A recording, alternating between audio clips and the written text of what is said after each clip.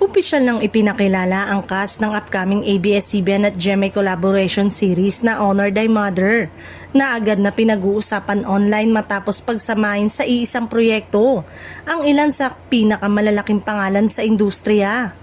Marami ang natuwa dahil isa na naman itong patunay na patuloy ng lumalawak ang samahan ng dalawang higanteng network para makapaghatid ng kakaiba at dekalibreng mga palabas. Pangungunahan ng serye ni Sharon Cuneta, Barbie Fortesa, John Estrada at Khalil Ramos. Dahil sa kombinasyon ng veteran stars at younger generation actors, marami ang naniniwalang magiging matindi ang emosyonal at aktingan sa serye. Makakasama rin sa proyekto sina RK Bagatsing, Mercedes Cabral at Tonton Gutierrez. Kilala ang mga ito sa kanilang mahusay na pagganap sa drama at suspense project. Kaya naman mas lalo pang tumaas ang excitement ng viewers sa magiging takbo ng kwento.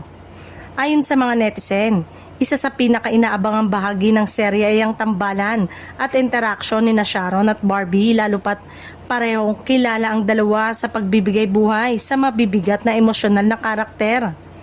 Marami rin ang curious kung ano ang magiging papel ni Khalil at RK sa kwento at kung paano sila magkakaugnay sa mga karakter ng serye.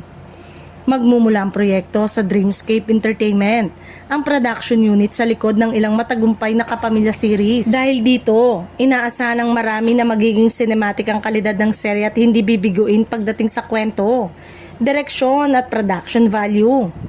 Mapapanood ang Honor Thy Mother sa Prime Video, kaya naman hindi lamang local viewers kundi maging international audience ay magkakaroon din ng pagkakataong mapanood ito. Sa ngayon ay wala pa mang inilalabas na buong detalye tungkol sa plot ng serye, pero marami na agad ang nagsasabing isa ito sa mga proyektong dapat abangan ngayong taon.